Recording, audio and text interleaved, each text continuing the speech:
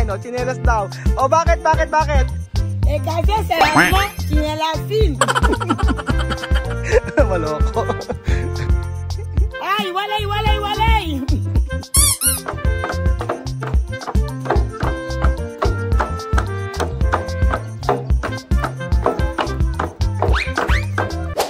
Magandang araw po sa inyo mga amigo. Kumusta po ang bawat isa? Yan po, kararating na po namin ni Kuya Beljun. At nandito po tayo sa may Pinoy Bahay Kubo. Buenas tardes, guapo. Buenas tardes. ¿Por qué tu guapo hoy? No sé, porque Dios crearme así. Bakit ka guwapo ngayon? Sabi ko kay Beljun. Dahil bigay, gawa ng Diyos.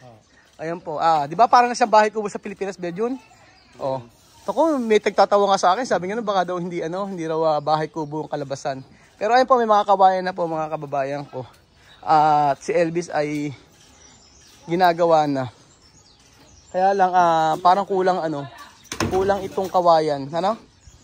Kulang yung kawayan. Bibili pa ako ng kawayan kay Yung kawayan lang medyo mahal. Parang 4,000 kasama na yung Mahal ang kawayan? 40,000. 30,000 yun pero yung kasama yung taxi 10. Ganun. Oo. Kaya siyempre ang hirap naman kumuha ng kawayan, dadalhin pa rito. Alam mo ba saan makinuha yan? Doon sa pinagkuhanan natin ng ubod. Doon nga kinuha. So ano po ba masasabi niyo mga amigo sa may ating Pinoy Bahay Kubo dito sa Equatorial Guinea? Maganda po ba mga kababayan ko? Ayan po, meron na pong pamakuan sa taas at yung nipahat na lang po. So marami nagko-comment, nagsasabi na baka daw matakpan po yung harapan nila Elvis. Pero ang ganda naman po, di ba? Pero yun okay naman tingin mo? Na yung pagkakatakip nitong bahay na to, hindi masyadong nilakihan, okay na rin, no? Tama lang yung laki. Oo. Kasi ang pangit tingnan yung harapan, no, kapag natapos to. Kumbaga parang parang laro-laruan lang, no? Ganun ba? Ayun. Hindi man yung permanent na bahay to. Tatanggalin naman to pag okay na. Ang maganda naman, pwedeng buhatin kasi to. Pwedeng buhatin po yan mga amigo kasi sinimento yan pero pwedeng hukayin po yan. Oo, pwedeng ilipat po. Tsaka no, Africano, Guineano. Ejemplo, solo tiene 500. Compra 500 de arroz, cocinar, ya está. Sí. No como blanco con carne con todos. No, vosotros mucho. Ajá. Vosotros mucho, nosotros no así. No así. Cuando preparar, ejemplo, arroz, tiene banana, comer así, ya está. No reclamo así. Sí, mi niño, los niños no reclaman, nosotros Ajá. acostumbrar. Solo hoja de plátano, hoja de yuca. Machacar. Ajá. Poner agua en el fuego. Termina de decir. Palmiste, machaca. Saca agua de palmiste, echar. Ese bambucha, no? Ya está. Si, yun nga sabi ni Chamame. Kahit nga dahon ng kamuting kahoy, didikdikin lang tapos lalagyan ng palmiste, tapos na, yun na ulam nila. Ganun po sila, hindi sila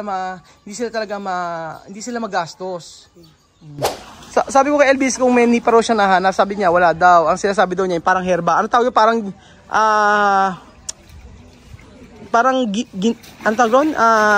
Talahib, no? Talahib ba yun? Parang talahib. Tatanong ko kay Kuya Tonton. Hola, Kuya Tonton! Ha? Kuya Tonton! Tatanong ko lang sana kung nakakita ako ng nipa. Sabi ni Pedro, meron daw tao gumagawa doon. Saan? Wala nag-display ng gano'n. Walang nabibiling nipa? Sabihan yung tao na gumagawa, kung ilang piraso, Oo. after 3 days. Saan daw pwedeng makabili? Ako, kung may kilala si Pedro, sabi niya may kilala daw siya eh. May kilala si Pedro? Oo. Kasi yung bubongan na lang ang kulang. Tsaka kulang ng kawayan. Pero okay yung pinorma mo, kuya. Tama-tama. Ang ganda. Bigyan ko na ng yung para sa maliit, Oo. sa malaki. Yung 4 na kanto, mahaba yun. Mga 2 piraso siguro, both sides. Oo. Ano Kuya Tonton, okay na yung pagkakaayos. Yung kahit sa kawayan, maganda. Kaya lang kulang pa yung kawayan. Itatawag ko pa kay Pedro. Tayo na yung kawayan niya, isa lang yun, pinatuloy sa 2. Oo. Minuto sa 2 yun, oh. Oo, 10 lang yun eh, pinuto lang eh. Kaya nga eh. Wala naman ganun kahabang kawayan eh. Kaya nga. Hindi ba pwedeng pakitawagan mo kuya? Magdo-load na lang ako sa'yo. Mas kasi ka ano mo si Pedro eh. Oo, sige. Oo nga, mali. Nagagalit. Sabi ni Kuya Tonton. Nagagalit. Sabi nga bakit daw yung kawayan, pinutol ni Pedro. Kasi nga, pinutol sa gitna. Dapat yan mahaba. Muna ka ako. Sabi ko, siya na lang ang bahalang bumili. Yung iba binabarnisan to, kinakayas eh. Pero okay na yung ganyan kahit hindi nakayasin. Kasi nag-aapura po kami para po makapag-start na si Elvis dito. Sa nangyari po sa kanya kay Lola Guapa, kay Mama Guapa, syempre gusto niya rin niya magtinda. Ang ganda di ba? Ang ganda ng lugar. Tapos dito niya ilalagay yung ano niya, yung kanyang tarpaulin. Tapos dito po yung tindahan. Pag mayroong bumili. Marami pang kawain na uubusin nito. Tapos sabi ni Kuya Tonton na lahat po nito mga amigo ay kawain ang ilalagay para napupunasan. Isa lang mag-isa gumagawa. May pasok si Kuya Tonton kasi ngayon. Hindi naman siya pwede pumunta basta-basta rito kasi baka magka-problema sa trabaho. Kaya pagka wala na siyang trabaho, tsaka siya nagpupunta rito. Pero at importante po, naiporma na lahat. Yan, naiporma na. Buenas tardes, Sophie.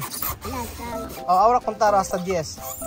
1, 2, 3, 4, 5, 6, 7, 8, 9, 10, 11, 12, 13, 14, 15, 16, 17, 18, 19, 20. Galing na! Hindi na nakakalimutan. Madaling matutunan mag-ano to, English. Sophie, cuando tú irme país a estudiar bien, ha? Jugar con Kian, ha? Ha? Tu cuidar Kian, ha? Tu cargar Kian. Tu pwede cargar Kian?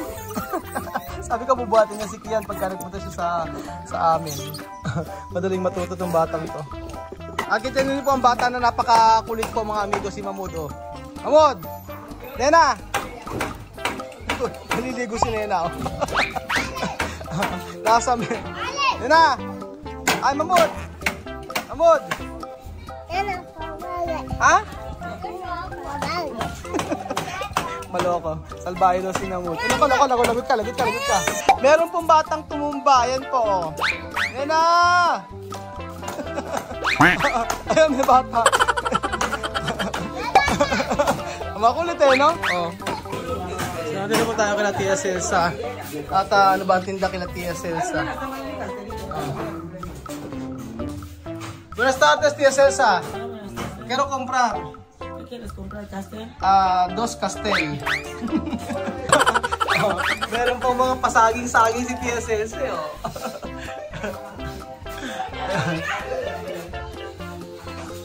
Fairness, nabibili naman yung ano tinda sa Tia Celsa.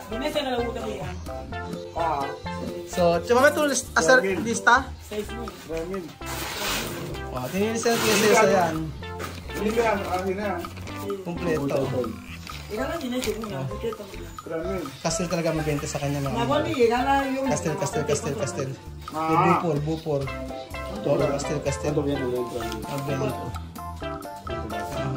Pero importante po mga amigo ay wala pong walang utang. Castel na pasa mucho, no? Okay. Antes no tenía caja. Ajá. Yo había prestado. Ahora yo digo, ahora estas cajas son mías. Antes no tiene caja. Ahora, ¿tú pagas eso? Sí, yo compro así los míos. Uno caja, ¿cuánto? Entero con el de así los míos. Vamos a comprar, está bien. Sí, ya he comprado. Ahora compro esto. Ahora voy a pagar esto. Dati raw wala kaha sa kami, ngayon meron na siyang kaha. 2,000 daw po mga amigo. 200 isang kaha. Somos socios. Robinson. Ha? Antes de Robinson. Aquí está. Esto! May kamisa. Damit ko dati to. Damit ko dati binigay sa kanya. No, eso recuerdo, no sé. Hindi ko na matandaan. Hindi ko na matandaan yung mga damit na to. Galing daw sa akin. Buenas tardes. ¿Qué tal? Bien.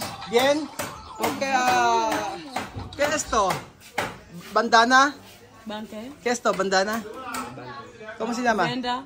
Así. No, no es ¿Qué es esto? Venda. No es venda, ¿Cómo? es, ¿Turbante? ¿Turbante de qué? turbante ¿De para esportivo? pelo. No, pero también puede ser deportivo. Grande. ¿Qué sella? Oh? Como buñuelo. ¿Esto buñuelo, sella? ¿Esto buñuelo? Ang kukite, oh. Buenas tardes, señorita. Buenas tardes. ¿Qué tal, señorita? Número, inglés. Oh, ¿cómo? 1, Oh. 2, 3, 4, 5, 6, 7, 8, 9, 10. Ah. Solo 10? Oh, siya. Oh. 1, 2, 3, 4, 5, 6, 7, 8, 9, 10. 11, 12, 13, 14, 15, 16, 17, 18, 19, 20. 20. Oh, galing nga, inglés. Buenas tardes. Vamos a comer. Ayan po mga kababayan, mga naglalaro po yung mga bata at inaantay po natin yung ano. Meron po tayong feeding program ngayon. Pero ito po yung update po sa tindahan ni Kuya LB sa bahay po po. Yan. O, hindi ba kayo natutuwa mga kababayan? Tayo mga Pilipino ang may paggawa nito.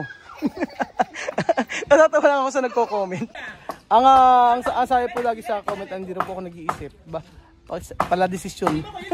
Desisyon daw ako ng desisyon. Oo nga. So, anong gagawin natin mga kababayan? Kung saan tayo masaya, yun ang ating gawin. Kaya gaya lang po yan ng pagka meron kang nagawang isang bagay, masaya ka, okay na yun. Kasi hindi naman tayo, alam tayo inaapakan na tao di ba? Wala naman tayong sinasaktan na tao. So, ano man yung ginagawa natin mga kababayan, ay lalo na kung wala kang naapakan na tao, ay maging masaya tayo, di ba? Mas malungkot ka kapag meron kang sinasaktan na tao. Pero yung kagaya niyan, yung mga desisyon na yan, yung paggawa ng mga bahay kubo na ganito, masaya dahil sa Africa magkakaroon ng bahay kubo, di ba? So, proud Pinoy. Proud Pinoy. Misma. Entra. Entra.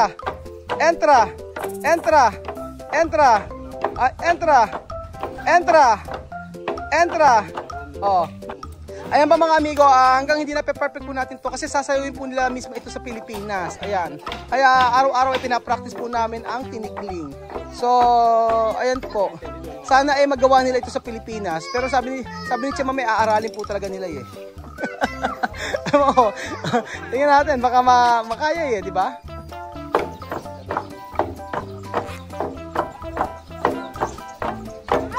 Di ba? Si Miss pa ang magaling, oh. Kayang-kaya nila siya, no? Si Chamabe.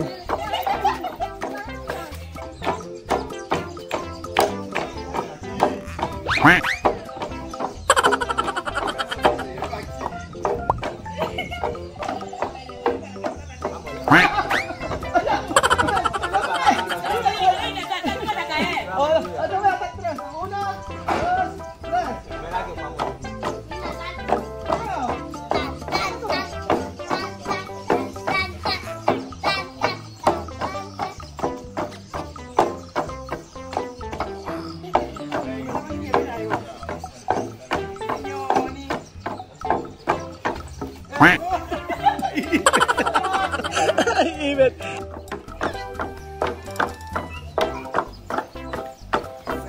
Lipat! Lipat!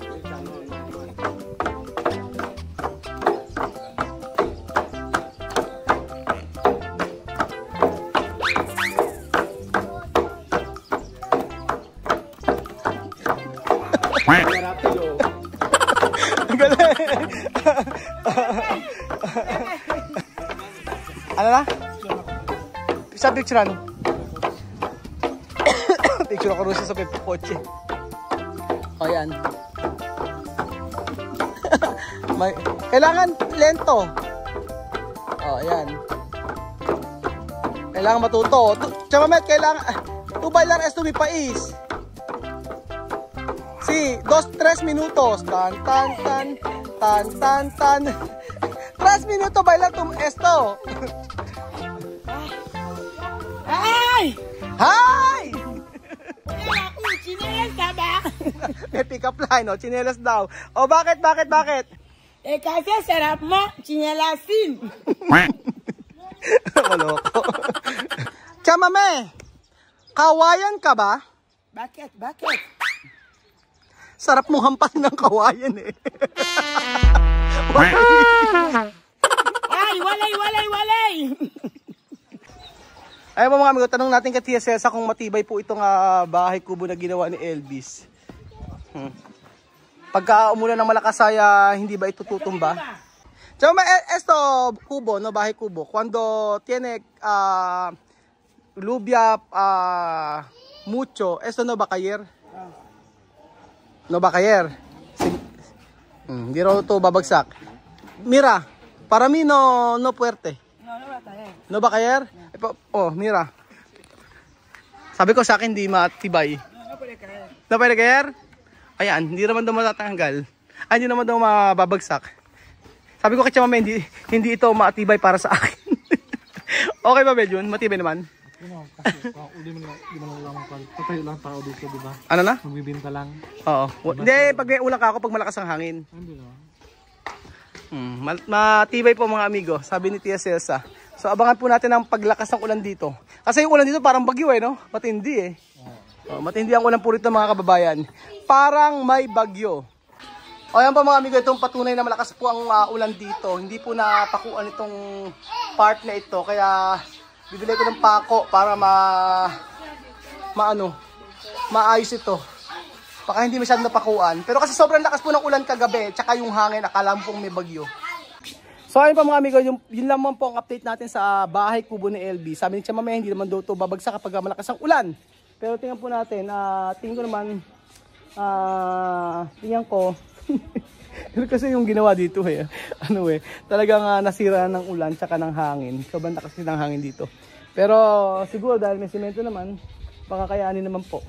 Pero ayun po, salamat po mga amigo sa panonood ng video na to at God bless po mga kababayan ko. Adios.